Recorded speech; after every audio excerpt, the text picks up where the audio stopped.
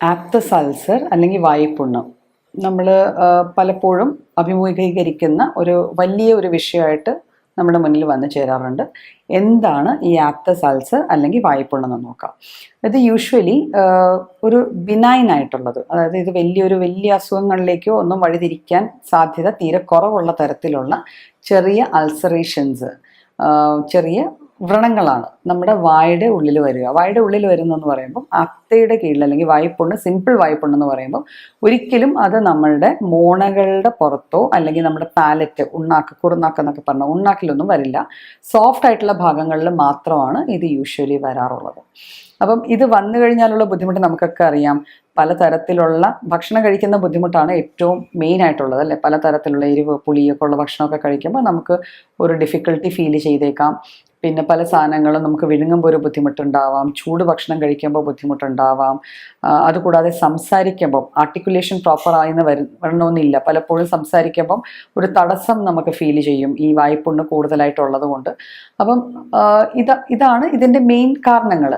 Usually വായ്പുണ്ണ് ഒരു റെഗുലറായിട്ട് വരുന്ന ഒരു അസുഖം എന്ന് പറയാൻ പറ്റില്ല. പക്ഷെ എപ്പോഴും ഇതൊരു മെഡിക്കൽ കൺസേൺ അല്ലെങ്കിൽ നമ്മളെ ബാധിക്കുന്നു എന്ന് നമുക്ക് തോന്നുന്നത് ഇത് വന്നു കഴിഞ്ഞാൽ വീണ്ടും വീണ്ടും വരാനുള്ളൊരു ടെൻഡൻസിയാണ്. പലപ്പോഴും ചില ആൾക്കാർ എപ്പോഴും പറയാറുണ്ട്, ഞങ്ങൾക്ക് ഇത് സ്ഥിരമായിട്ട് വരാറുണ്ട്, ഒന്ന് പോയാൽ ഒന്ന് വന്നെന്നിരിക്കും. അവിടെയൊക്കെ നമ്മൾ ഇതിനെ കാര്യമായിട്ട് തന്നെ മാനേജ് ചെയ്യേണ്ടത്. അപ്പം എന്തൊക്കെയാണ് വായ്പുണ്ണ് വരാനുള്ള ഒരാൾക്ക് കാരണങ്ങൾ? അപ്പം അതിൽ മെയിൻ ആയിട്ടുള്ള കാരണം എന്ന് പറഞ്ഞത് നമ്മൾക്ക് ഉണ്ടാകുന്ന ഭക്ഷണത്തിലുള്ള ചില ഘടകങ്ങളുടെ കുറവാണ്. അതിനെ നമ്മൾ ന്യൂട്രീഷണൽ ഡെഫിഷ്യൻസീസ് എന്നാണ് പറയുക.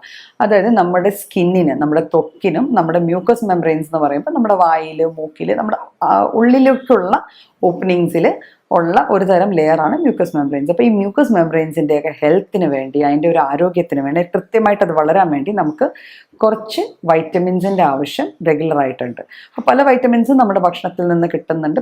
പലപ്പോഴും നമ്മുടെ ശരീരത്തിൽ ഓൾറെഡി ആഗിരണം ചെയ്യപ്പെട്ട് സ്റ്റോർ ചെയ്യപ്പെട്ടവയുണ്ട്. അപ്പം ഇത് എന്തെങ്കിലും കുറവ് വന്നു പോയാൽ അത് നമുക്ക് പലപ്പോഴും ഈ രീതിയിൽ സ്കിന്നിൻ്റെ ഹെൽത്തിനെ ബാധിക്കുന്നത് പോലെ തന്നെ മ്യൂക്കസ് മെംബ്രെയിൻസിൻ്റെ ഹെൽത്തിനെ ബാധിക്കും.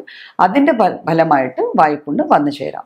രണ്ടാമത്തെ കാരണം എന്ന് പറഞ്ഞാൽ മെക്കാനിക്കൽ കോസസ് ആണ്. പലപ്പോഴും പലരിലും, മിക്കപ്പോഴും പിള്ളേരിൽ കാണപ്പെടുന്നത് ബ്രഷ് ചെയ്യുന്ന സമയത്ത് ബ്രഷ് മുട്ടി, അല്ലെങ്കിൽ ബ്രഷ് കൊണ്ടു, അല്ലെങ്കിൽ വളരെ ചൂടുള്ള ഒരു ഭക്ഷണം കഴിച്ചു, വാ പൊള്ളി, അങ്ങനെയൊക്കെ വന്നു കഴിയുമ്പോൾ അതാണ് മെക്കാനിക്കൽ കോസസ് എന്ന് പറയുക. എന്തെങ്കിലും ഒരു ഇഞ്ചുറി അല്ലെങ്കിൽ ഒരു ഇമ്പാക്റ്റ് കൊണ്ട് നമുക്ക് വരുന്ന വായ്പുണ്ണുകൾ അല്ലെങ്കിൽ അൾസേഴ്സിനെയാണ് നമ്മൾ മെക്കാനിക്കൽ കോസസ് കൊണ്ടുവന്നെന്ന് പറഞ്ഞത്. പിന്നെ കെമിക്കൽ കോസസ് ഉണ്ട്, അല്ലേ?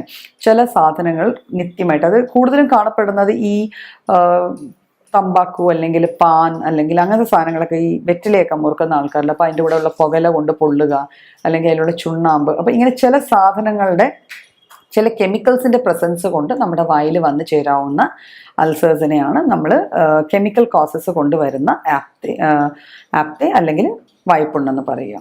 പിന്നെ ചില മരുന്നുകൾ, നമ്മൾ കൃത്യമായിട്ട് കുറേ മരുന്നുകൾ, ചില മരുന്നുകൾ ലൈക്ക് ആൻറ്റി എപ്പിലെപ്സി ഡ്രഗ്സ് ഒക്കെ കഴിക്കുന്നുണ്ട്. അങ്ങനത്തെ ചില മരുന്നുകൾ നമ്മൾ റെഗുലറായിട്ട് കഴിച്ചു വരുമ്പം ആ മരുന്നുകളുടെ ഒരു സൈഡ് എഫക്റ്റ് ആയിട്ടായിരിക്കും പലപ്പോഴും നമ്മുടെ വായിൽ പുണ്ണ് അല്ലെങ്കിൽ ആപ്തെ നമ്മുടെ വായിൽ കാണപ്പെടുക.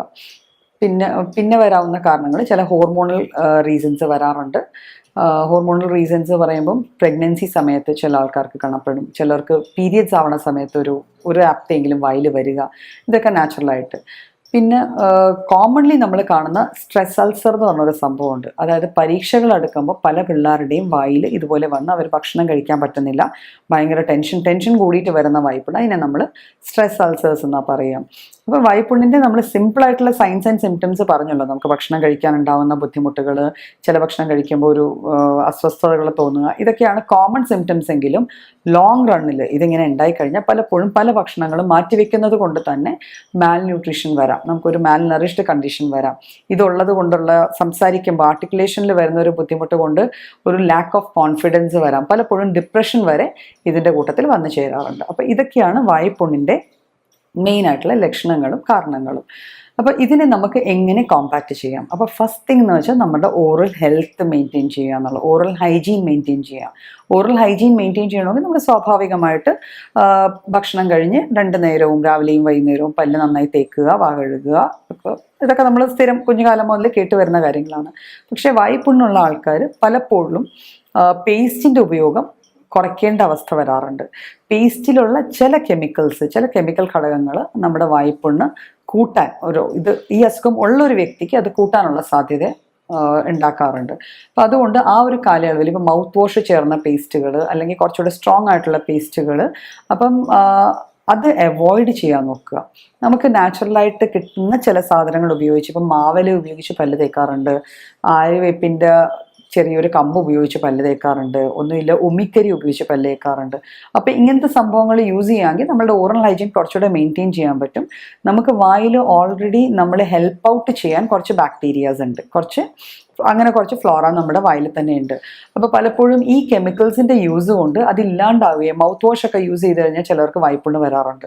റീസൺ ഇതാണ്, അതായത് നമ്മളുടെ ഹെൽപ്ഫുൾ ആയിട്ടുള്ള ബാക്ടീരിയാസ് നശിഞ്ഞു പോവുകയും അത് കാരണം ഓപ്പർച്യൂണിസ്റ്റിക് ആയിട്ടിരിക്കണം, അത് ഇവർ നശിയാൻ കാത്തിരിക്കുന്ന കുറച്ച് ഹാംഫുൾ ആയിട്ടുള്ള മൈക്രോബ്സ് കാണും.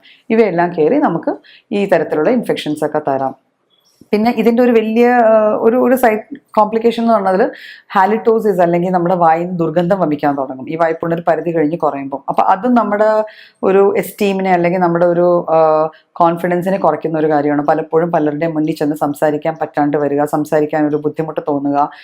ഇത് ലോങ് റണ്ണിൽ ഹീല് ചെയ്യാതെ തന്നെ നിന്നാൽ ചിലപ്പം പല്ലിൻ്റെ ചുറ്റുമുള്ള മോണകളിലുമൊക്കെ പ്രശ്നങ്ങൾ ഉണ്ടാക്കിയെന്നിരിക്കാം.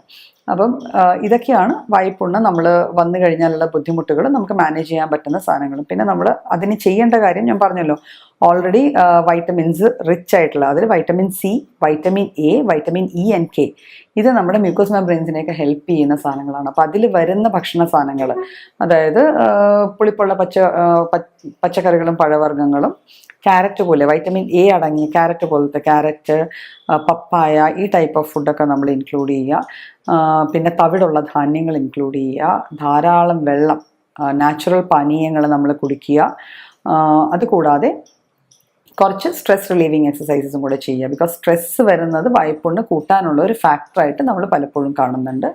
പിന്നെ ലോങ് റണ്ണിൽ വായ്പുണ്ണ് വന്നു കഴിഞ്ഞാൽ ചിലപ്പം നമുക്കത് എപ്പോഴും ഇറോഷൻ ഉണ്ടാവുന്നതുകൊണ്ട് വീണ്ടും കോംപ്ലിക്കേഷൻസിലേക്ക് ലീഡ് ചെയ്യാം. അപ്പം വായ്പുണ്ണ് അടിക്കടി വരുന്ന ആൾക്കാർ ചെയ്യേണ്ടതെന്ന് വെച്ചാൽ അതിനൊരു സഹായവും കൂടെ തേടുകയും മെഡിസിൻസ് കഴിച്ച് അത് ഹാൻഡിൽ ചെയ്യാനും ശ്രമിക്കേണ്ടതാണ്.